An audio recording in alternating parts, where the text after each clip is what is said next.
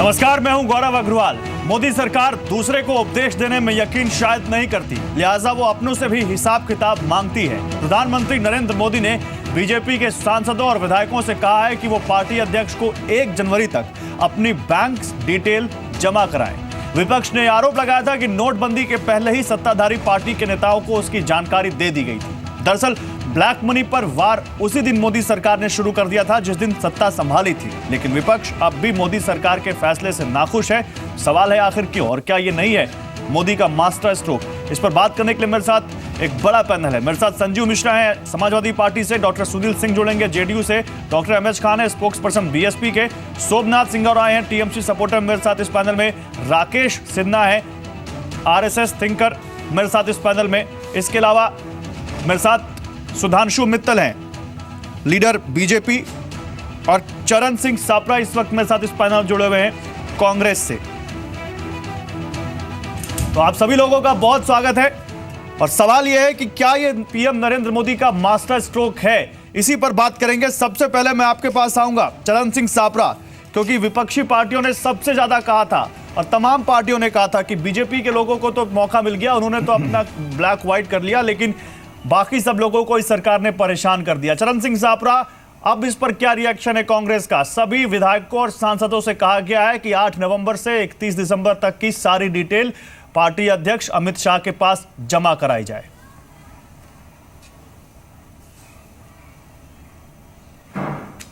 नहीं, ये मेरे ख्याल से महज एक और शगुफा है नरेंद्र मोदी जी का, एक और नौटंकी का प्रतीक है। क्योंकि 3 चीजें हैं इसमें। अगर आपको हिसाब मांगना ही है तो फिर वो आप 8 नवंबर से लेकर 30 दिसंबर तक क्यों? फिर आप पूरे फाइनेंशियल ईयर का मांगिए, नंबर 1। नंबर 2, अगर आपको हिसाब मांगना ही है तो फिर केवल एमएलए या एमपी का क्यों, उनके पूरे परिवार का मंगाना चाहिए। नंबर 3, कि अगर हिसाब देना ही है तो अमित शाह कौन होते हैं वो हिसाब लेने वाले? वो क्या इनकम टैक्स के ऑफिसर हैं, या भारतीय जनता पार्टी ने कोई ऐसा सेल तैयार किया है कि जहां पे इनकम टैक्स के ऑफिसर बैठे हैं और वो स्क्रूटनी करेंगे? नहीं, ये तो चरण सिंह सापरा एक सवाल है कि अमित शाह क्या करेंगे उस डिटेल का, ये तो आने वाला वक्त है या नहीं दिया है। सापरा साहब, अमित शाह क्या करेंगे उस डिटेल का, ये तो पार्टी बताएगी, अमित शाह बताएंगे, आने वाला वक्त मिसाल देना चाह रहा हूं। लेकिन ये तो आप लोगों ने कहा था ना कि आप लोगों ने कहा था कि नोटबंदी के बारे में बता दिया गया, तो क्या साल भर पहले से बता दिया गया था, इसलिए साल भर की डिटेल दें? मिसाल देखिए, मैं आपको बता रहा हूं, ये चीजें खुल के आई हैं कि बिहार में जो जमीनें खरीदी है इन्होंने 6 महीने पहले से खरीदने शुरू की हैं, और उसमें से 60% पैसा कैश में दिया गया है। आज खबर निकली है कि ओडिशा में 18 जिलों में भारतीय जनता पार्टी ने जमीनें खरीदी हैं, उसमें भी 50 से 60% पैसा जो है वो कैश में दिया गया है। इसलिए हम ये सब, जहां तक मेरी जानकारी है उसका हिसाब दिया गया, लेकिन फिर भी मैं सुधांशु मित्तल से आपके सवाल का जवाब लूंगा। सुधांशु मित्तल से आपके सवाल का जवाब लूंगा। उड़ी और पठानकोट के अटैक की तहकीकात करने के लिए आप आईएसआई को कह रहे हैं, ये उस तरह से मामला हो गया। आईएसआई तो क्लीन चिट देगी उड़ी और पठानकोट को, उसी तरह से अमित शाह क्लीन चिट दे देंगे ना। तो नहीं, सुधांशु मित्तल जी उनके पास में कोई ओहदा है। सुधांशु मित्तल जी, आप सुन रहे होंगे कांग्रेस के स्पोक्स पर्सन चरण सिंह सापरा क्या कह रहे हैं। कह रहे हैं कि आपने पठानकोट हमले का जांच का जिम्मा आईएसआई को दे दिया। तो सवाल यह है कि क्या वाकई एक सवाल है कि अमित शाह साहब को क्यों दिया जाएगा डिटेल? अमित शाह उसको क्या करेंगे? क्या वो पब्लिक डोमेन में डिटेल आएगी? आपने देखा कि कितने आक्रोशित हैं कांग्रेस के प्रवक्ता, और आक्रोशित क्यों ना हो, स्वाभाविक है। सालों साल जो भ्रष्टाचार का पैसा कांग्रेसियों ने इकट्ठा करा था वो एक झटके में जो है चूरन के नोट हो गए, तो आक्रोशित होना तो स्वभाव है। अब क्योंकि आक्रोशित है तो कुछ ना कुछ बोलने के लिए कुतर्क लिया जाए। पहले का भाजपा वालों ने जो है वो कर लिया था, वो उसका हिसाब दिखाए। तो वही प्रधानमंत्री ने कहा कि खाते जो हैं अपने वो सबके सामने रखे जाए। अध्यक्ष के, मैं तो इनसे कह रहा हूं, कांग्रेस अध्यक्षा जो है वो नैतिक बल दिखाए ना, कि अपने सारे जो विधायक हैं, सारे एमपी हैं, सारे जो पुराने मंत्री हैं, उनसे मांग के दिखाए ना, कहीं तो नैतिकता दिखाएं। ये कह रहे हैं साहब, ये हुआ। एक हिंदी की कहावत है, या तो खाएंगे जी से नहीं तो जाएंगे जी से, या तो खाएंगे घी से नहीं तो जाएंगे जी से। अरे कहीं चालू तो करके दिखाओ। अभी तक नहीं, नैतिकता के सिर्फ आधार पे तो हम एक नकारात्मक रवैया, भ्रष्टाचार के लिए तब हम नैतिकता मैं देखिए, के मैं आधार बीच में नहीं पर बोलता, देते ही हैं मैं सारी बीच में चीजें। नहीं बोलता, सवरा साहब सुन लीजिए, मैं बीच में नहीं बोलता। होती है। सप्रा जी थोड़ा शिष्टाचार रखें, थोड़ा शिष्टाचार रखें, मैं बीच में नहीं बोलता। यहाँ प्रश्न क्या है? शिष्टाचार। यहाँ प्रश्न ये कि आप भ्रष्टाचार सहमति और काले धन पे एक लड़ाई, मैं थोड़ा बोल लूं, एक लड़ाई चालू हुई है। और देखिए, इसमें सबसे महत्वपूर्ण बात क्या है, इसमें नेतृत्व जब इसका करा जा रहा है तो अपने स्वयं के उदाहरण से करा जा रहा है कि हमारा पाक साफ है और हमारे दामन में अगर कहीं किसी में खोट है तो उसको भी नहीं बख्शा जाएगा। इसीलिए अपने एमएलए और अपने एमपी तुम अपने दिखाओ।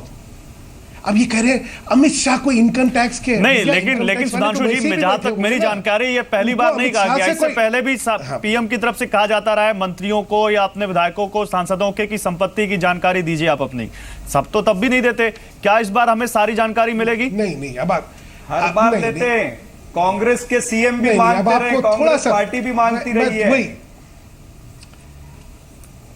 मैं बोल लूं, खत्म कर लूं। हाँ, जल्दी खत्म कीजिए। हमेशा ये व्यवस्था होती है कि जो मंत्री अपना ब्यौरा जो है प्रधानमंत्री को जरूर देंगे। ठीक है, वो हमेशा होता रहा है। लेकिन यहां तो किस स्तर तक गए? यहां गए हैं विधायक तक कि हिंदुस्तान में तमाम जितने विधायक हैं, ताकि किसी ने भी इस अवधि का दुरुपयोग करके काले को अगर सफेद करने की कोशिश करिए तो उसके खिलाफ नहीं सर, एक टेक्निकल पॉइंट है। मैं दूसरे पैनलिस्ट के पास जाऊं, लेकिन उससे पहले एक टेक्निकल पॉइंट है। हिम्मत दिखा 8 नवंबर के बाद कोई क्यों करेगा सर? इनका तो आरोप है कि पहले से पता था, पहले से कर लिया आपने।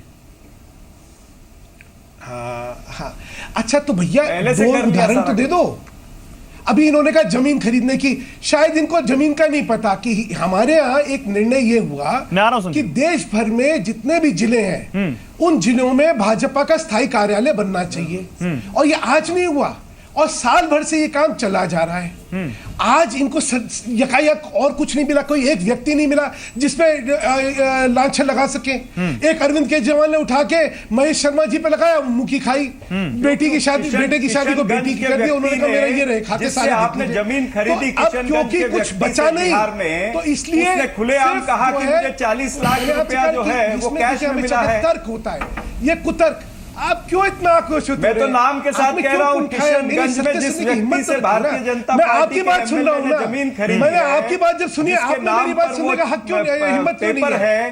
सप्रा जी, आप में हिम्मत होनी चाहिए। 40 लाख सुन लीजिए सप्रा साहब, सुन लीजिए, एक एक करके बात करते हैं। सप्रा साहब सुन लीजिए। दूसरे की आवाज दबाने की कोशिश करता है। ठीक है, नहीं जल्दी से सुधांशु जी, मेरे पास और भी लोग हैं, जल्दी से अपनी बात पूरी कीजिए 10 सेकंड में।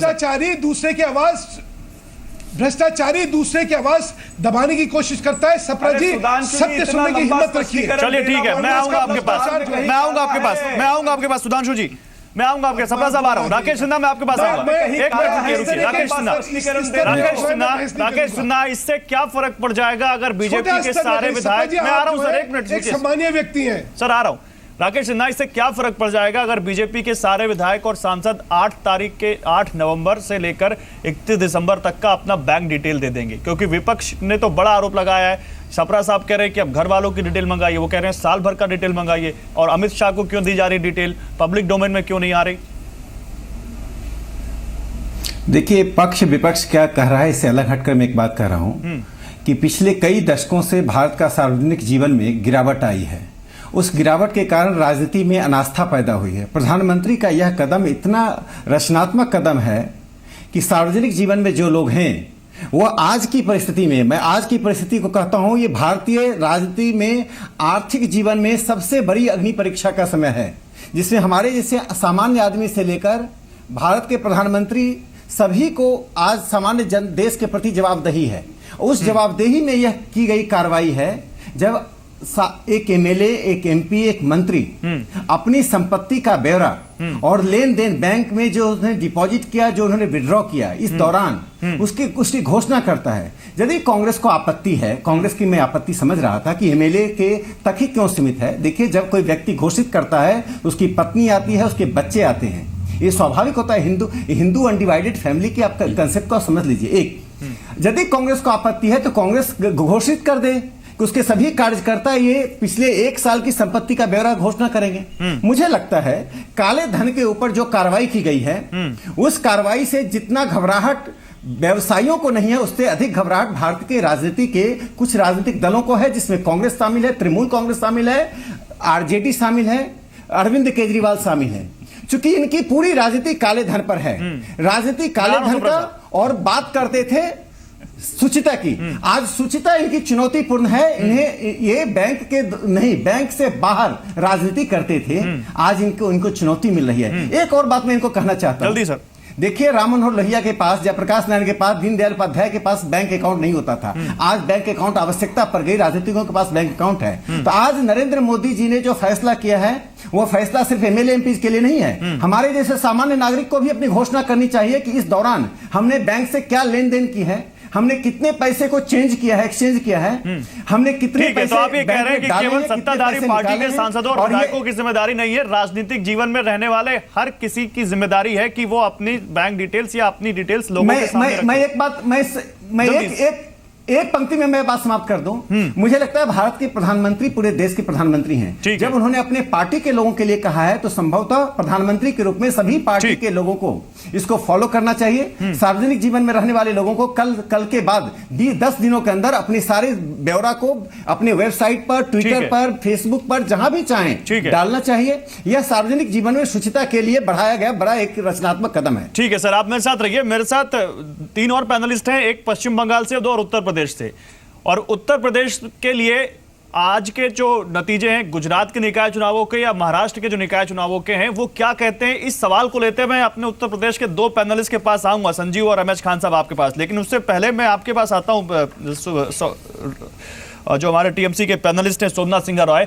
सोमनाथ सिंह, अब आपके पास क्या तर्क है? पहला कि प्रधानमंत्री अगर अपने विधायकों और सांसदों से बैंक डिटेल मांग रहे हैं और मुझे लगता है कि वो मांगी जा रही है, तो वो पार्टी में नहीं, शायद पब्लिक डोमेन में आएगी। आने वाला वक्त बताएगा कि पब्लिक डोमेन में आएगी कि नहीं आएगी। लेकिन एक और दूसरा सवाल कि गुजरात और महाराष्ट्र के निकाय चुनावों का मतलब आप क्या निकालते हैं? क्योंकि ये दोनों चुनाव डीमोनेटाइजेशन के बाद हुए हैं और दोनों चुनावों में सत्ताधारी पार्टी को, बीजेपी को भारी जीत हासिल हुई है। हाँ, बोलिए सोमनाथ सिंह, आपकी आवाज आ रही, साथ ही हम अपने दर्शकों को दिखा रहे हैं कि क्या ब्यौरा मांगा गया। आप बोलिए। हाँ, मैं ये बात कहना चाहता हूँ, इलेक्शन का रिजल्ट आने से क्या होगा?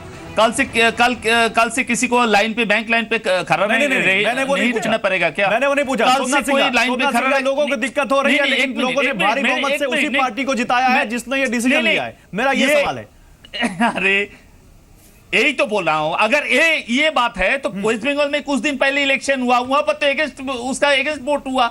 ये मतलब कहां से हो रहा है? जो वहां पर इलेक्शन जीता इसीलिए ये सपोर्ट कर रहा है, मोदी का जो डिसीजन है इसको सपोर्ट कर रहा है। ऐसा नहीं होता है गौरव, ऐसा नहीं होता है। ये इलेक्शन अच्छा, नहीं, ठीक है, आप बोल लीजिए, आप अपनी बात पूरी बोल लीजिए। शिवसेना भी था, एक मिनट, शिवसेना भी था, शिवसेना भी इसका अगेंस्ट है, मोदी का जो डिसीजन उसका अगेंस्ट है, शिवसेना उसका गठबंधन में है। तो कैसे आप लोग ये डिसीजन ले रहे हैं? वो इलेक्शन का रिजल्ट हो रहा है जो ये नोटबंदी का खिलाफ है, क्या पब्लिक फॉर्म में है? ऐसा डिसीजन नहीं, एक मिनट सोमनाथ सिंह, मैं सुधांशु मित्तल आ रहा हूं। सोमनाथ सिंह सुनिए, सोमनाथ सिंह, इस नोटबंदी से सबसे ज्यादा प्रॉब्लम किसको हुई है और किसके लिए आपकी लीडर लखनऊ गई थी आज? ये बताइए, किसके लिए गई थी?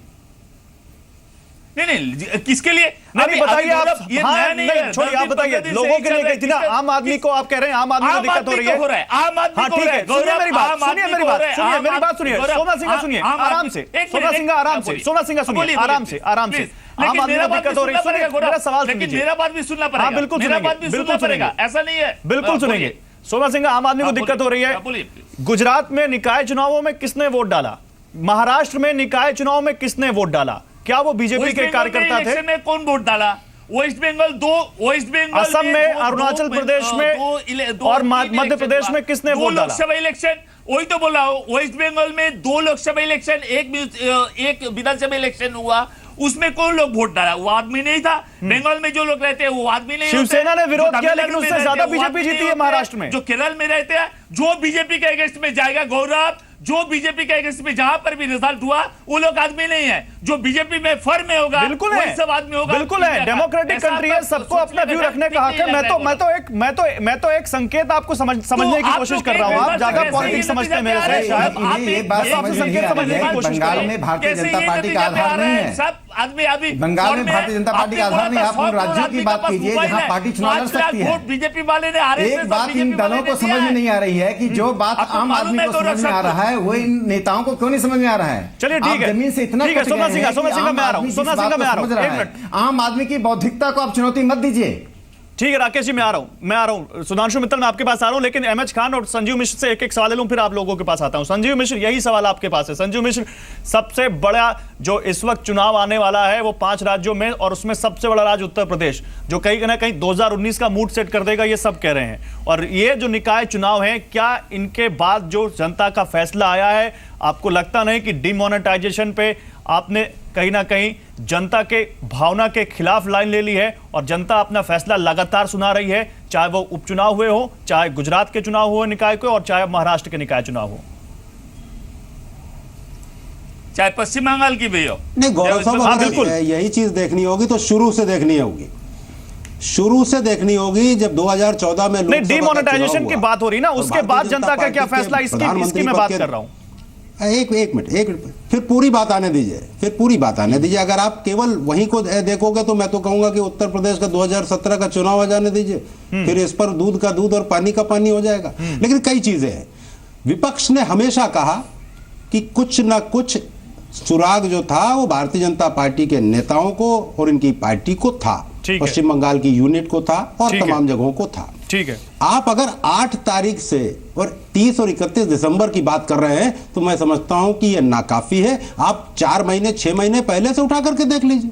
ठीक है, मैं समझता हूं वो ज्यादा बेहतर रहता, पूरे देश को एक पारदर्शिता मिलती। एक चीज, दूसरी चीज, सुधांशु मित्तल साहब बड़े नेता हैं, पुराने नेता है भारतीय जनता पार्टी के। उन्होंने आज एक बात कही अभी कि एक झटके में 8 तारीख को जो काला धन था वो रद्दी हो गया।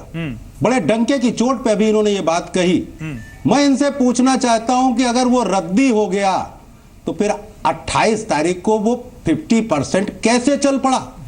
अगर आप 8 तारीख को रद्दी करते हो तो 28 तारीख को, आज की तारीख में, कल की तारीख में आप उसको 50% पे कैसे छूट दिए दे रहे हो? क्यों काले धन वालों को माफ किए दे रहे हो? क्यों उनको 50% और उसके बाद 25% और उसके बाद 4 साल में 25% और की बात हो रही है? ये गलत बात है। काले धन पर आर पार की लड़ाई लड़िए। सुधांशु मित्तल जी, प्रधानमंत्री जी को कहिए कि ये डिसीजन आप बदलें, क्योंकि आप भी काले धन वालों के साथ मत खड़े होइए। एक और चीज कहना चाहूंगा सुधांशु जी से, 2 दिन बाद आपके पूरे देश में सैलरी बंटनी है, पूरे देश में सैलरी बंटनी है। आज अगर एटीएम बंद हुआ, आज अगर लोकसभा में नई कार्रवाई हो पा रही, तो निश्चित रूप से आपकी कहीं कमियां हैं। 2 दिन बाद जब सैलरी बटेगी, विपक्ष की कोई जिम्मेदारी नहीं। एमएच खान साहब, सत्ताधार राज्य में जो पार्टियां सत्ता में, उनकी कोई जिम्मेदारी नहीं। एमएच खान साहब के पास जाऊंगा। संजीव मिश्रा, सुनिए मेरी बात। एमएच खान साहब, विपक्ष की कोई जिम्मेदारी नहीं अगर संसद नहीं चल पा रही है। दूसरी बात, क्या जो विपक्ष बार बार आरोप लगा रहा था, आपको भी लगता है कि यह डिटेल नाकाफी है जो मांगा गया है विधायक, बीजेपी विधायकों और सांसदों से? और आप इन निकाय चुनावों का क्या मतलब निकालते हैं सर? तीनों सवालों का जल्दी से एक ब्रीफ आंसर। नहीं, जल्दी से तो दूंगा। सबसे पहला सवाल जो आपने किया है, जो माननीय मोदी जी ने हिसाब कहा है सांसदों विधायकों को देने के लिए, तो आपको ये जानकारी होनी चाहिए और मित्तल साहब को भी जानकारी होनी चाहिए कि चुनाव जब एमएलए एमपी लड़ता है तो उसको पूरा डिटेल देना होता है कि आपकी आय कितनी है, संपत्ति कितना है, आपके पास कितना मोबाइल है, कितना गाड़ी है, कितना खेती है, कितना क्या है। उस पर इनका ध्यान नहीं गया है। पहले ये बताएं मोदी साहब कि उस समय कितना इनके एमएलए और एमपी के पास था, या कितने एमएलए एमपी के पास था, आज संपत्ति कितनी हुई है, उसको बतावे। ये उस पर तो जवाब इनका है नहीं। वो तो आप कह रहे हैं देना होता है, तो पब्लिक डोमेन में ऑलरेडी है। ये वो तो आप कह रहे हैं देना होता है, कह रहे हैं जी, वो तो आप कह रहे हैं कि ऑलरेडी पब्लिक डोमेन में देना होता है। उसमें कहां मांग रहे हैं? वो उसको मांगने की जरूरत क्या है? वो तो ऑलरेडी एफिडेविट दिया है, उनको वहां उठा के ले सकते हैं। तब समझ में आएगा। सवाल है वो तो है ही है, डिमोनेटाइजेशन। वो है ही नोटबंदी है। के बाद क्या हुआ? नोटबंदी, वो आप वही यही तो कह कह रहे हैं कि हैं, नोटबंदी की उसको- खबर इनको पहले से थी। उसके नोटबंदी बारे की में बात बोलिए। तो मैं कह ही रहा हूं आपको कि यही तो देखिए, यही बात जो कही, यही बात तो मैं कह रहा हूं कि देखिए वो बात तो जो बिल्कुल गलत साबित हो रही है। दूसरी बात ये कि ये जो चूरन वाली नोट बताया आपने, तो मैं संजीव से सहमत हूं कि चूरन वाली नोट तो आपने खत्म कर दिया। अब आपने असली रूप अपना दिखाया। पहले गरीब किसान मजदूर का खून चूस लिया, अब बड़े लोग जो हैं जिनके पास वाकई 500 करोड़, 1000 करोड़, 500 करोड़, 5 करोड़, 20 करोड़, 100 करोड़ है, उनको आपने कह दिया कि अब आप अपना पैसा ले आइए और 50% जमा करिए, 25% बचा रहेगा। ये काम इन्होंने किया है। ये काले धन सर, वालों बहुत के अच्छी साथ बात है। मिले आप- हुए हैं। आप- आप- इनको अपनी स्थिति साफ करनी बीएसपी चाहिए। समाजवादी ये पार्टी को रोज- सपोर्ट रोज- कर रही है इस रोज- पैनल में, रोज ये इतना 25-30 सेकुलर डिस्कशन तो हो ही नहीं सकता। बहुत अच्छी बात है, लेकिन आप मेरे सवाल पे नहीं आ रहे हैं। महाराष्ट्र और गुजरात में जी। जो हुआ उससे क्या मतलब निकालते हैं? यूपी चुनाव में हाँ, खतरे की बताइए। घंटी है कि नहीं है? वो कोई गौरव, मैं आ रहा हूं, देखिए, मैं आ रहा हूं, सोना सिंह। देखिए वो शिवसेना भी तो इसके खिलाफ है। सोना सिंह आ रहा हूं, एक मिनट सोना सिंह, एक करके प्लीज होल्ड ऑन सोना सिंह, मैं आ रहा हूं आपके अभी पास। महाराष्ट्र के इलेक्शन का बात कर रहा था बदलकर आए आपने, हैं। मैं उसका बारे में मैं आ रहा हूं सोना सिंह, आऊंगा सोना सिंह, आऊंगा शिवसेना होल्ड ऑन, भी आऊंगा है। सोना सिंह। 3500 अहमद खान की बात पूरी हो जाए, मैं आ रहा हूं सोना सिंह। ठीक है, इस ये नोटबंदी के information खिलाफ आपके पास है रहना और बीजेपी से चाहिए। ठीक है। ज्यादा उनका- आप जो रिजल्ट दिखा रहे हैं वो रिजल्ट बदलकर कितना आए हैं। सही है कितना सही नहीं है, ये आप आपको 2017 ये रिजल्ट अच्छा बात मान लेता हूं मैं। हाँ, चलिए, बोलिए। बड़ा अच्छा फैसला आ गया है। पार्लियामेंट भंग कर दीजिए, पार्लियामेंट भंग कर दीजिए, चुनाव करा लीजिए, 500 एमपी आ जाएंगे बीजेपी के। इनको तो हाथ में लड्डू आ जाएंगे। बताइए, पार्लियामेंट भंग कर रहे हैं सुधांशु दीजिए। मित्तल, जवाब दीजिए। फैसला हो सुधांशु जाएगा। मित्तल जवाब दीजिए। सुधांशु मित्तल जवाब दीजिए। सारे 500 आ जाएंगे क्या वोट? एक चीज याद रखिएगा, जब एफिडेविट मिस्टर मित्तल पूरा यार, तो देश आप रो रहा है और बोलिए, आप बैठे बैठे टीवी में हंस रहे हैं। मिस्टर मित्तल पूरा देश रो रहा है अभी और आप हंस सर, रहे हैं यहाँ पर आप- बैठे बैठे। पूरा देश जो है वो हमारे तो साथ शर्म है। गरीब आदमी देश का इसलिए खून खुश चूसते है हंस कि रहे हैं। काले धन पे और भ्रष्टाचारियों पे हम लोगों ने कुठाराघात पूरा करा है। शर्म होना और चाहिए, आप आप जैसे हंस लोगों रहे हैं यहाँ को पर। जो कि पूरा सरगना देश बने सुन हुए रहा हैं, है। काला काले धन धन पे 50% का समझौता में जो है लोग समझौता देश कर जो रहे है हो, तो आप लोग एक एक करके खान साहब, संजीव मिश्रा, एक एक करके सर एक एक करके। आपके पास तो सीबीआई है, आपके पास तो पूरा प्रशासन है। इसीलिए खान साहब एक मिनट होल्ड ऑन। खान साहब आपकी बात हो गई, मैं आ रहा हूं आपके पास। किसान, सोमनाथ सिंह मजदूर प्लीज आ रहा हूं और आपके लोग पास। लगे थे कि उन्होंने लाइन सोमनाथ में- सिंह और खान साहब लाइन में सुनिए लगे थे। खान साहब, अब ये बड़े लोगों खान को साहब, लाइन में लगा खान रहे साहब, हैं कि आप अपना पैसा चेंज खान कर दो साहब, आप तो जी। इतने डिसेंट स्पोक्स पर्सन हैं, आप जी, इतने जी। वरिष्ठ हैं, आप तो व्यूअर को बात समझ में आने दीजिए ना। आप जी, जी। जो बोल रहे हैं दर्शक को समझ में नहीं आएगा तो आपकी एनर्जी वेस्ट हो रही है। एक एक करके बात जी, करते हैं, सबके ठीक, पास ठीक, आऊंगा। ठीक, सुधांशु ठीक है, मित्तल की बात ठीक। पूरी हो जाए। सुधांशु मित्तल बोलिए। ठीक है ठीक बात। ठीक है ठीक है सियानी बिल्ली खंबा नोचे। और खान साहब, जिस समय एफिडेविट दिया जाता है उस समय खाते का जो है कॉपी नहीं दी जाती है, अपने आय, अपने उस जो असेट्स होती है उनका डिक्लेरेशन होता है। यहाँ पे जो खाता है बैंक का उसकी हाँ। कॉपी मांगी गई है। लेकिन चलिए, आपको इससे समझ नहीं आएगा क्योंकि आपके पार्टी की हाँ। अध्यक्षा जो है वो प्रतिबिंब है भ्रष्टाचार का। लोगों ने यूपी में देखा कि जो 5 साल का उनका कार्यकाल अरे रहा, तो अरेस्ट हो रही है उसमें उनकी। लगी हुई थी। आप- और आप- क्योंकि आप- सबसे आप- ज्यादा आप- धन 2.5 साल में उन्हीं किसी के पास था, इसलिए वो सबसे ज्यादा 2.5 साल से आपकी सरकार है, कमाल कर दिया आपने। आप देखिए, मैं बोल दूं की बात कर रहे हैं जी आप। संजीव, बड़ा अच्छा लग रहा है। वो मायावती पर हमला कर रहे हैं, डिफेंड आप कर रहे हैं, बड़ा अच्छा लग रहा है देख के। Sanjeev please hold on. Sanjeev, एक दिन में दिन भर तक सूट बदलता है, 10 लाख का, उसका हिसाब तो दीजिए आप। हमारे अध्यक्ष पर आरोप लगा दिया आपने। आपको ये भी मालूम होना चाहिए, देखिए, आपकी पार्टी आप हो, खिसियाना चाहे पना समाज देखिए, पार्टी हो, चाहे कितना समाजवादी आक्रोशित पार्टी हो, है। किसी पार्टी का कोई जो देखिए, धन कितना है वो आक्रोशित है। इनकम टैक्स के दायरे में नहीं आता देखिए है। कितना आपको मालूम है? आज इनका आपने पर्दाफाश हो सबसे गया। मैं आ रहा हूं, सुब्रत साहब, आ रहा हूं, यार, आ रहा हूं। असली चेहरा जनता के सामने आ गया। ये दो जनसभाएं कहां से किया आपने? ये भाई काला गौरव जनता जी, मैं पीला बोलूंगा या जनता इस की तरह हरा चलेगा? जनता? ये तो भिंडी बताइए बाजार आप। चलेगा ये या कोई हम आदमी लोग कहां से सभ्यता लाए? से बात करेंगे? ये आदमी कहां से लाए? 2 जनसभाएं खान आपने साहब, की हैं। थोड़ा सभ्यता 2 से करें। जनसभाएं की हैं। आपने अपनी बात प्राइम रखी, मैं मिनिस्टर बीच में की, नहीं ये बोला। आदमी कहां से आए जरा बताइएगा। खान साहब, थोड़ा जरा आप बताइए, वरिष्ठ पैसा कहां- आदमी हैं, काला धन है, थोड़ी सफेद सभ्यता धन है। रखिए। ये किसने दिया पैसा आपको? अभी ये अच्छा, तो जवाब दे लीजिए खान साहब, आपने सवाल दाग दिए, अब जवाब दे लीजिए। कोशिश करिए। बाकी कोई अभी कहे तो आपने- समझ खान साहब, आपको क्या होगी? खान साहब जवाब दे लेते हैं, और भी पैनलिस्ट उनके पास भी जाना है, वो सब हाथ उठा रहे हैं। ऐसे डिस्कशन का टाइम वेस्ट हो जाएगा। सुधांशु मित्तल जल्दी अपनी बात पूरी कीजिए, फिर मैं चरण सिंह सापरा के पास आऊंगा और फिर राकेश जी आपके पास। स्पष्टता से इन सब में खलबली क्यों मची हुई है? क्योंकि भ्रष्ट पैसे का ये अंबार जो था उसके प्रतिबिंब ये लोग थे। बिला वजह जवाब खबर नहीं अच्छा। आज क्योंकि उस पे नहीं, वो बात हो गई। सुधांशु जी सुनिए, सुधांशु जी वो बात बहुत हो गई। इनमें से ये मेरे आगे सुनिए। नहीं एक मिनट सुधांशु जी वो बात बहुत हो गई। विपक्ष कह रहा है कि 8 तारीख से डिटेल क्यों मांग रहे हैं आप, उससे पहले से क्यों नहीं मांग रहे? और दूसरा सवाल एक और विपक्ष पूछ रहा है। मैंने आपसे नहीं बोलिए, आप अपनी बात पूरी कंप्लीट कीजिए। हाँ बोलिए आप अपनी बात उस बीच का कंप्लीट हिसाब करिए ना। मैंने कहा हमने 8 तारीख से हमने 8 तारीख से मांगी ना। आप भी तो दिखाइए हिम्मत, आप भी तो कहिए हम मांग रहे हैं। हमारे सामने उदाहरण कर रख के तो दिखाइए। हम तो नेतृत्व कर रहे हैं अपना उदाहरण देके। आपने क्या उदाहरण दे रहे हैं? आप में किसी में हिम्मत है? किसी में हिम्मत है अपने एमपीओ की डिटेल मंगवाने की? किसी में हिम्मत है अपने विधायकों की करवाने की? हिम्मत दिखाइए, फिर पूछेगा। खुद में तो हिम्मत है नहीं। सुधांशु जी, सब ये जो है आपका आप लोग जो है भ्रष्टाचार के अंबार पर बैठे हुए हैं। और आप ये भी देखिए, एक बड़ा अच्छा शेर था, एक बड़ा अच्छा शेर था। मेरी बात का जवाब सूरज पे लगे धब्बा कुदरत के करिश्मे है। अच्छा ठीक है। हमको कहे काफिर अल्लाह की मर्जी है।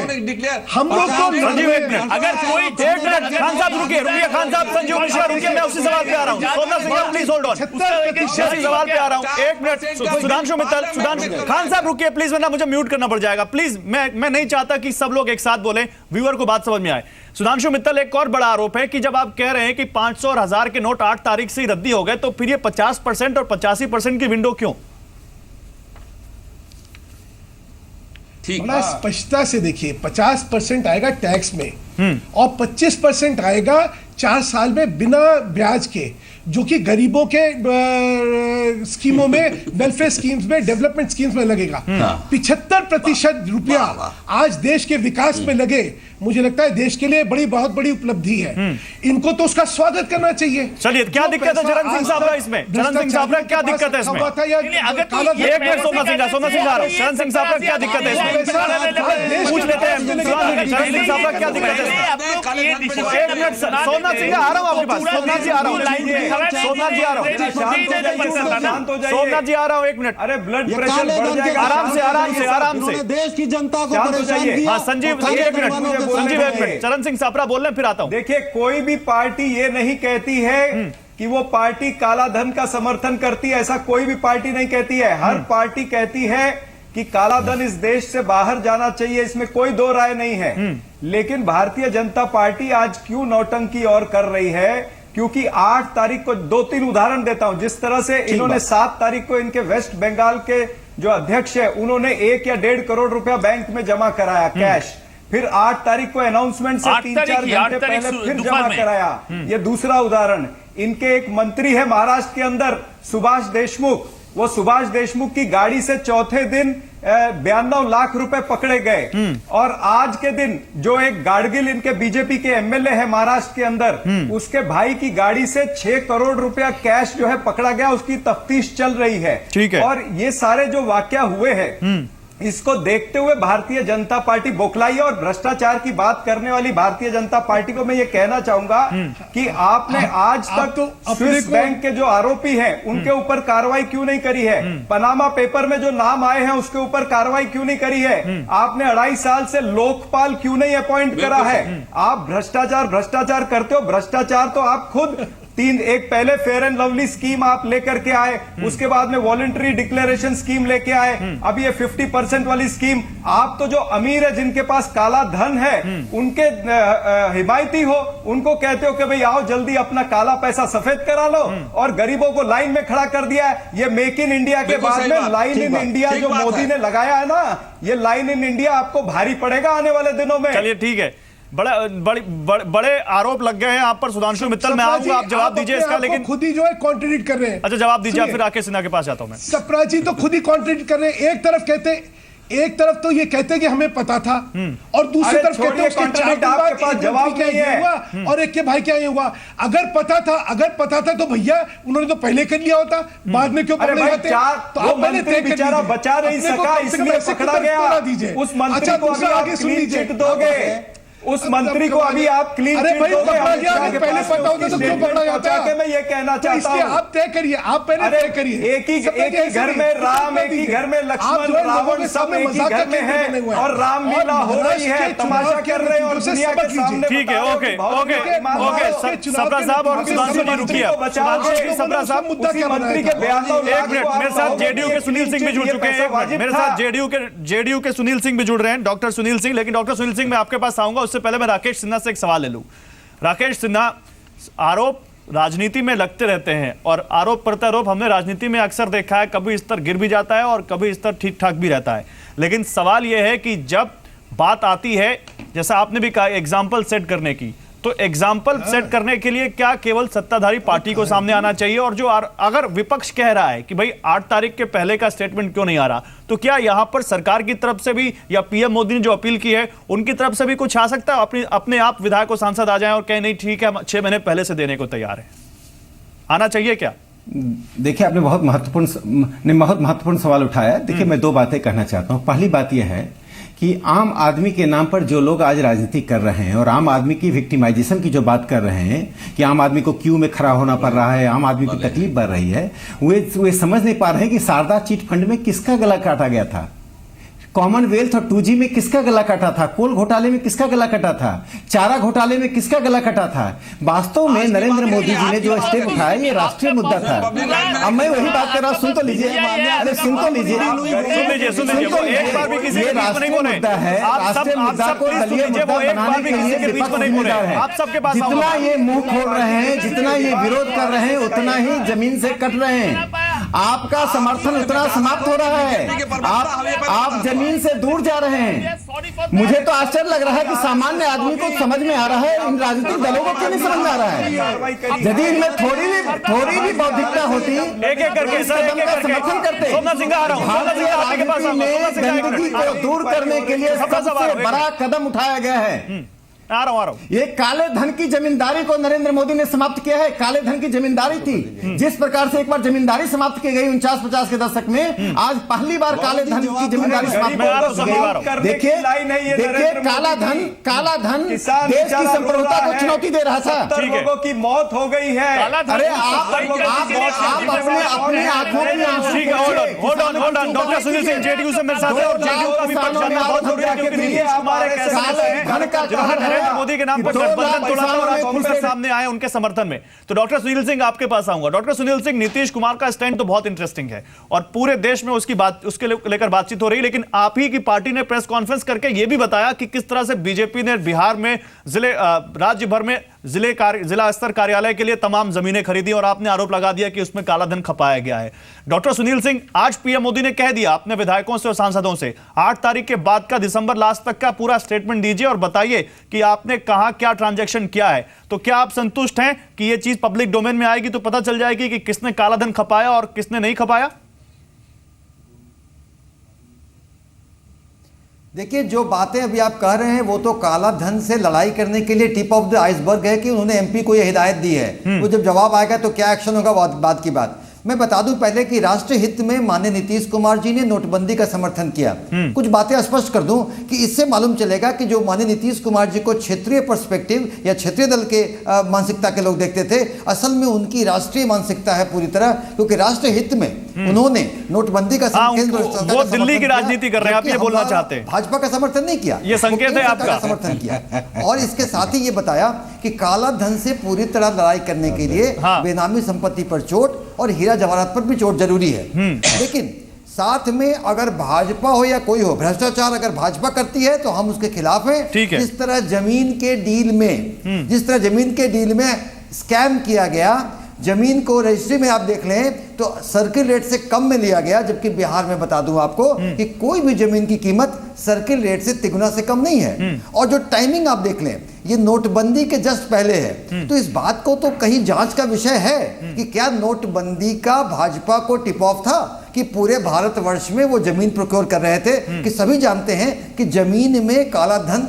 खपाना आसान होता है। ठीक है। इस बात के लिए हम पूरी तरह ये मांग करेंगे कि सीबीआई प्रोब हो या जो प्रोब हो, ये एक हो कि वो भाजपा ने जो लैंड स्कैम किया है उस पर किया जाए, क्योंकि हमारी लड़ाई भ्रष्टाचार से है, किसी व्यक्ति से नहीं है। अगर भाजपा भ्रष्टाचार से लड़ती है तो हम भाजपा के साथ हैं, लेकिन लड़ाई तो देखी नहीं रही कहीं। अगर भाजपा भ्रष्टाचार करती है तो हम उसके विरोध में हैं। सुनील सिंह, लड़ाई तो देखी नहीं रही कहीं। नेता लोगों ने कितने पीएम मोदी डीमोनेटाइजेशन यानी नोटबंदी का ऐलान करते हैं और नीतीश कुमार पहले नेता हैं जो तुरंत उसका समर्थन करते हैं। फिर नीतीश कुमार कहते हैं कि अब बेनामी संपत्ति पर सर्जिकल स्ट्राइक कीजिए, और पीएम मोदी या बीजेपी के जो नेता हैं वो कहते हैं हाँ अगला स्टैंड तो बीजेपी का या सरकार का बेनामी संपत्ति पर ही होगा। तो ये लड़ाई कहां है? ये तो बड़ी अच्छी केमिस्ट्री दिख रही है।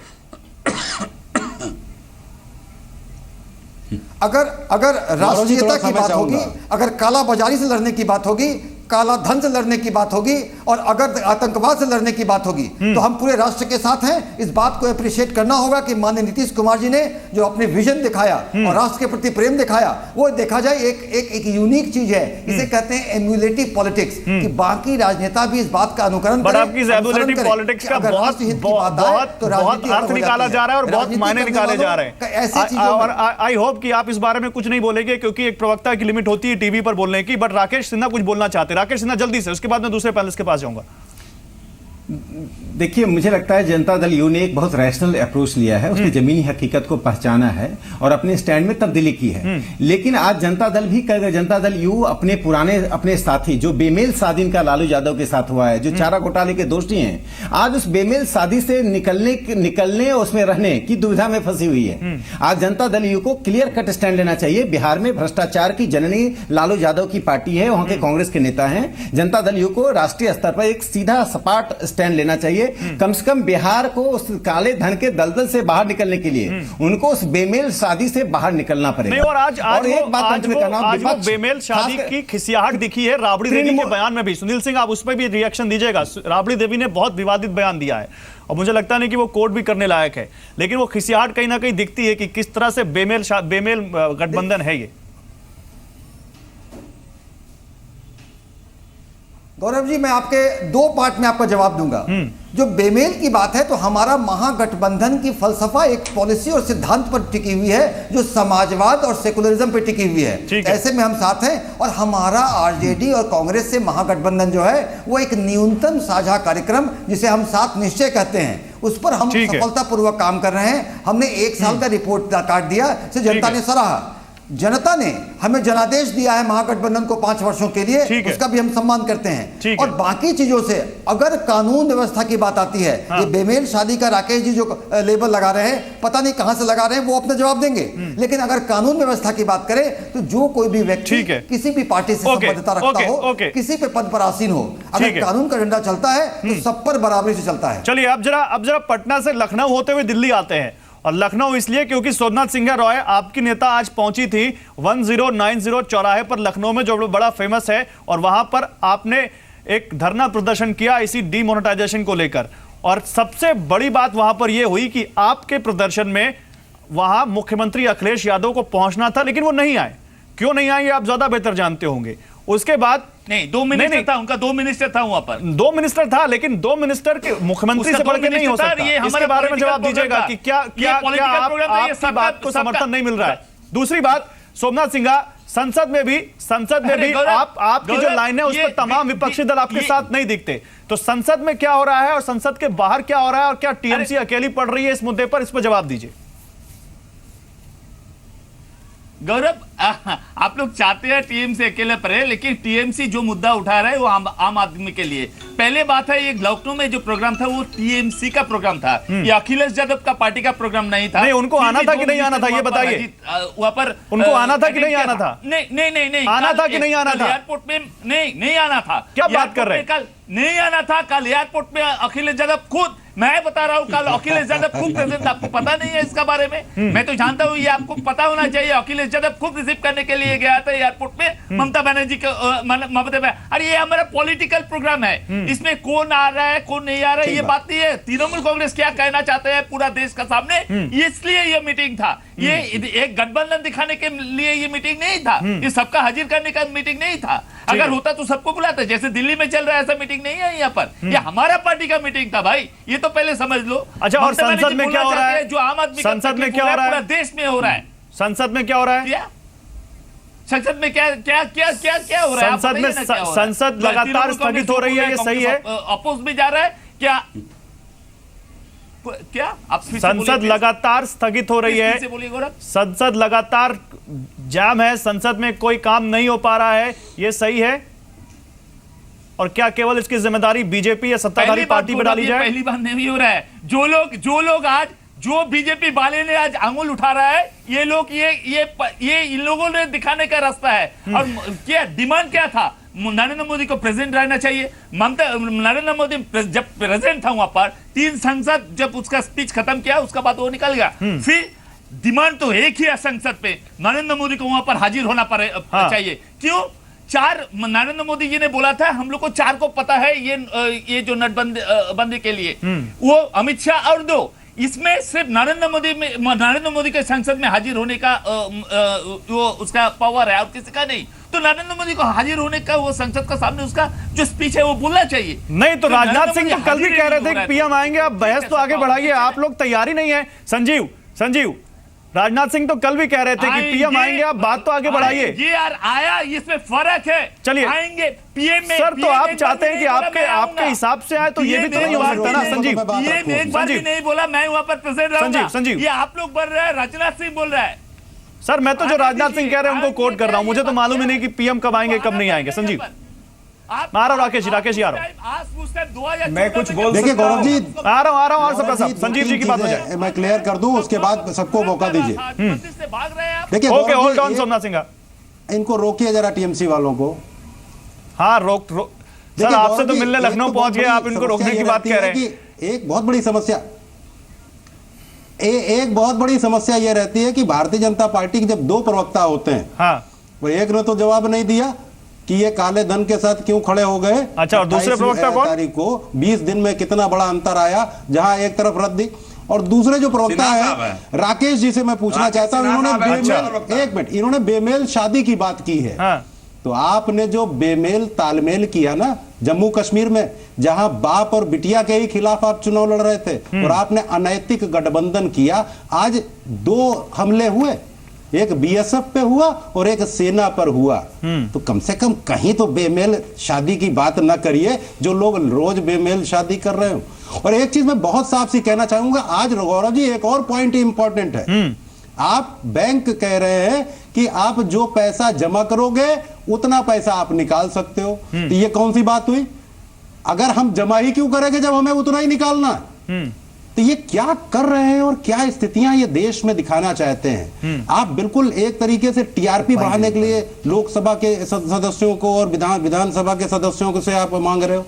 8 से 30 और 31 के बजाय आप गुमराह न करिए। चलिए ठीक है, बहुत बोली ठीक है। मैं खान साहब ये बात आपकी मानते हुए कि गुमराह कर रहे हैं या आप भी आरोप लगा रहे हैं, मैं जवाब ले लेता हूं, क्योंकि मैं जवाब ले लेता हूं। 2019 में भाजपा का सुपड़ा साफ हो जाएगा। चलिए 2019 की तो बात मैं राकेश सिन्हा आपसे लूंगा, एक सवाल लूंगा, लेकिन उससे पहले सप्रा साहब की बात भी हो जाए, फिर सुधांशु मित्तल से एक जवाब ले लूं, फिर आता हूं आपके पास। सप्रा साहब, खान साहब आ रहा हूं आपकी बात को लेते हुए कि गुमराह करने का आपने आरोप लगाया संजीव मिश्रा के साथ ही। सप्रा साहब जी नहीं, मैं यही कहना चाह रहा हूं कि नहीं, संसद में बोलिए क्या सप्रा साहब, जो संसद क्यों जाम है, साधारण संसद में व्यक्ति लॉक जाम क्यों है, परेशान संसद में काम अपने क्यों ही नहीं हो रहा? सफेद पैसे डिपॉजिट करके और वो लेने के लिए उसकी जवाबदारी किसी की बनती है कि नहीं बनती है? और ये काला पैसा, संसद की कार्रवाई की जवाबदेही किसकी बनती है सप्रा साहब? लंबी बातें भारतीय जनता पार्टी हमेशा करती है। सप्रा साहब, वो संसद की कार्रवाई की जवाबदेही किसकी बनती है?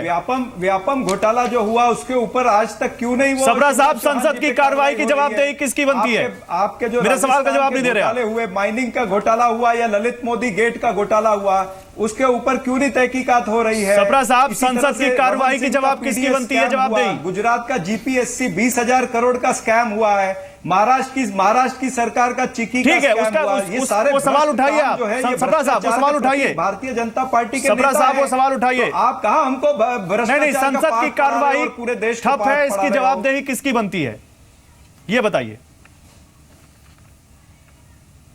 मैं उस पे भी बताता हूं।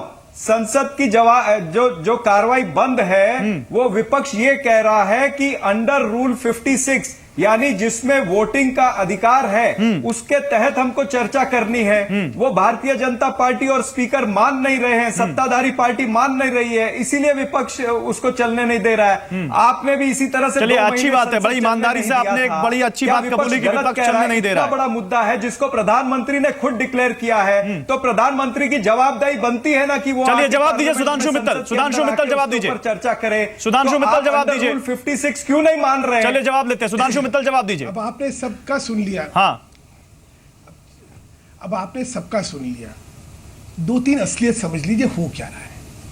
पहली बात तो जो संसद रुकी हुई है या विपक्ष के जो है, आज विपक्ष में नेतृत्व के अंदर एक खालीपना है और हर पार्टी में होल्ड लगी हुई है कि जो वैक्यूम है इसको कौन भरेगा। इसीलिए ममता जी लखनऊ पहुंची हुई हैं, अखिलेश ममता जी के मंच पे नहीं जाते हैं, कांग्रेस अलग थलग पड़ी हुई है, भारत बंद ऐलान होता है, फिर कम्युनिस्ट कहते हैं आप पॉइंटेड उत्तर दीजिए ना सुधांशु मित्तल जी, गोल गोल मत घुमाइए उत्तर को। देखिए आप बीच में ना बोलिए, थोड़ी तहजीब रखिए, थोड़ी तहजीब रखिए। जवाब दे लीजिए, सबरा साहब जवाब लेते हैं, आपकी बात का जवाब देंगे। चर्चा क्यों नहीं शुरू हो रही है? सबरा जी थोड़ी तहजीब रखिए। नहीं तो ये घुमा के थोड़ी तहजीब रखिए, रायता बनाएंगे तो उसका क्या फायदा? आप में शिष्टाचार होना चाहिए, और अगर आप में शिष्टाचार नहीं है तो मुझे आपसे बहस नहीं करनी है। अगर आप में स्तर नहीं है बहस करने का तो मुझे कुछ नहीं करना है। जवाब दे लेते हैं सबरा साहब, सुधांशु मित्तल को जवाब देने का वक्त दीजिए। को दुखी किया है सबरा साहब मत सिखाइए। सबरा साहब जब आपको छोड़िए ना सर, शिष्टाचार आप जाइए, हम बच्चे थोड़ी ना जो हमें कोई शिष्टाचार सिखाएगा किसी को। जवाब ले लेते हैं, हम यहाँ एक डिबेट कर रहे हैं, हेल्दी डिबेट कर रहे हैं। सुधांशु मित्तल का जवाब हो जाए, बैठ करके चर्चा, सुधांशु मित्तल जवाब दीजिए। बैंक की कतार में सबरा साहब रुकिए, सबरा साहब रुकिए, आ रहा हूँ। सुधांशु मित्तल अपना बात, सबरा साहब आप अपनी कुंठा और अपना आक्रोश इसलिए दिखा रहे हैं क्योंकि सबसे ज्यादा आप पे ही प्रहार हुए इसमें, इसलिए आपका ये आक्रोश दिखाना स्वाभाविक है, लेकिन आप में हिम्मत नहीं सत्य सुनने की। अब मुझे मेरी बात करनी दीजिए। महाराष्ट्र के अंदर आपने क्या विषय बनाया था? आपने विषय बनाया था नोटबंदी का, और जनता ने आपको मुंह तोड़ जवाब दिया है। आप तीसरे स्थान पर हैं, तीसरे स्थान पर देखिए, और आपकी नकारात्मक राजनीति में आपको कहां लाके खड़ा कर दिया है। जहां तक आपके अध्यक्ष सवाल है, फैसला हो जाएगा और वोट ना नेतृत्व है, ना नीति है, ना नेतृत्व है। इसी वजह से जन आक्रोश रैली देख ली, भारत बंद देख लिया, गुजरात और महाराष्ट्र के निकाय चुनाव देख लिए, सर जनता का आक्रोश दिख रहा है। अब 2 मिनट मुझे दे दीजिए इस डिबेट को कंडक्ट करने के लिए। मैं जवाब आप सभी लोगों का जवाब ले रहा हूं। सबरा साहब आपने जो सवाल उठाया उसी का जवाब ले रहा हूं, जवाब ले लेने दीजिए मुझे सर, मुझे जवाब ले लेने दीजिए। सबरा साहब मैं आपको बहुत, सबरा साहब मैं आपको बहुत अच्छा प्रवक्ता मानता हूं और बहुत शिष्ट प्रवक्ता मानता हूं, और आप हैं, लेकिन प्लीज मैं ये कह रहा हूं मेरे पास समय कम है, मैं आपके सवालों का जवाब ले रहा हूं। नोटबंदी की है वही नोट महाराष्ट्र, मैं सवालों का जवाब ले रहा हूं, उनका टाइम है, उनको 1 मिनट बोल लेने दीजिए, समय बिल्कुल नहीं है। सुधांशु मित्तल हाँ तो उनको कहिए पॉइंट। हाँ ठीक है, वो आ रहे हैं, वो अपने हिसाब से आ रहे हैं, अपने हिसाब से आ रहे हैं, उनका वक्त खत्म हो जाएगा अगर जवाब नहीं दे पाएंगे तो, उनके पास भी लिमिटेड टाइम है। आज इनका मुद्दा क्या था? इनका नोटबंदी का मुद्दा था, इनका नोटबंदी का मुद्दा था, और नोटबंदी पे मुंह की खाई इन्होंने, क्योंकि जनता जो है भ्रष्ट पैसे के और काले धन के खिलाफ थी, इसलिए जो है जनता ने 40 सेकंड है मेरे पास, जल्दी आप दिखा दी। जवाब दीजिए जो आपको जवाब देना है। प्रश्न ये नहीं है, प्रश्न ये है कि आज नेतृत्व में क्योंकि वैक्यूम है तो सब आपस में कुत्ते बिल्ली की तरह लड़ रहे हैं, और उसका ठिकरा ये चाहते हैं हम पे थोड़ी फूटेगा। जनता आपकी नीति, आपकी नीयत देख रही है, जनता इसलिए मोदी जी के पीछे खड़ी हुई है। इनका आचरण क्या हो रहा है? सारे मिलकर एक दूसरे के साथ क्यों लगे हुए हैं? क्योंकि इस समय जो है इनको समझ नहीं आ रहा कि भाजपा ने नरेंद्र मोदी ने मास्टर स्ट्रोक मार के इनको कैसे चित कर दिया। अब ये चित हो गए तो खिसियानी बिल्ली खम्मा नोच रही है। अब क्या करें? अब ऐसे ऐसे कुतर्क देके, ऐसे ऐसे बातें करके जो हास्यप्रद बातें हैं उनको उठा रहे, असली मुद्दे पे नहीं आ रहे। मुद्दा है क्या देश में कालाधन रहना चाहिए, नहीं रहना चाहिए? क्या देश में भ्रष्टाचारी पैसा? ठीक है सर, समय खत्म हो गया सर, समय खत्म हो गया। ओके, अगर कोई समय खत्म हो गया सर। ओके, मुहिम छोड़ता है तो क्या सबको कंप्लीट पॉइंट सर समर्थन करना चाहिए, नहीं करना चाहिए? ओके ठीक है, मेरे पास समय बहुत कम है और मैं 20 सेकंड में आपसे डॉक्टर सुनील सिंह के सवाल देना चाहता हूं, फिर राकेश सिन्हा से लूंगा। क्या 2019 अभी से आप लोगों को दिख रहा है, आपके नेता नीतीश कुमार को, और इसलिए भी कहीं ना कहीं 2000 की सियासत अभी से शुरू हो गई है? 20 सेकंड सर। देखिए, राजनीतिक पार्टी हम हैं और चुनाव के मद्देनजर सारे काम करते हैं, मगर मैं फिर रिपीट करता हूं, राष्ट्र हित किसी चुनाव से बढ़कर है और राष्ट्र हित में हमने केंद्र सरकार का साथ दिया कालाधन के खिलाफ मुहिम पर। मगर जनता को जो परेशानी हो रही है उसमें हम जनता के साथ हैं। ये अलग बात है कि हमारा जो विरोध है तो वो सुझावात्मक है, सुधारात्मक है कि मैं चलिए चाहता हूं कि आपने एक्सेप्ट किया कि आप राजनीतिक पार्टी हैं और उस हिसाब से आप राजनीति करते हैं। ओके सर, समय नहीं है। राकेश सिन्हा, फाइनल क्वेश्चन आपसे। राकेश सिन्हा, ममता बनर्जी लखनऊ पहुंचती हैं, नीतीश कुमार मोदी का समर्थन करते हैं और बड़ी सियासी उठापटक हुई है इस दौरान। क्या नोटबंदी 2000 के सारे 2019 की सियासत शुरू हो गई है, ये माने? ये अपने पैर पे कुल्हाड़ी मार रहे हैं ममता, और अपना जो आक्रोश है वो आक्रोश निकल रहा है। इनका काला धन पे काले धन की राजनीति जो समाप्त हो रही है वह आक्रोश दिखाई पड़ रहा है। एक बात मैं यहां कहना चाहूंगा कि अगर इस देश की जनता का इसे समर्थन नहीं होता, आम जनता का समर्थन नहीं होता और एक मजबूत सरकार नहीं होती जिसके पास एक बड़ा एक संगठन भी है, सरकार में मजबूती है, तो ये देश में सिविल वॉर करा देते। जिस ढंग से विपक्ष ने काले धन के प्रवक्ता के रूप में काम किया है, यह किसी को उम्मीद नहीं थी और ये आम जनता इनका इसका लेसन आने वाले चुनाव में को पार्टी के नेताओं से मिल रहा है। समय खत्म हो गया सर, बहुत शुक्रिया आप सभी लोगों का। कुल मिलाकर तो बिग स्टोरी बिग डिबेट में आज कोशिश हम ये कर रहे थे जानने की कि क्या पीएम मोदी ने सांसदों और विधायकों से जो बैंक स्टेटमेंट मांगा है 8 तारीख के बाद का, क्या ये एक मास्टर स्ट्रोक है? विपक्ष तो नहीं मान रहा और विपक्ष ये भी नहीं मान रहा कि ये एक अच्छा कदम है, लेकिन आने वाला वक्त बताएगा जब ये चीजें आएंगी, पब्लिक डोमेन में आएंगी और जब बीजेपी की तरफ से इसके बारे में और डिटेल रखी जाएगी और क्या दूसरी पार्टियों को भी इस तरह की पहल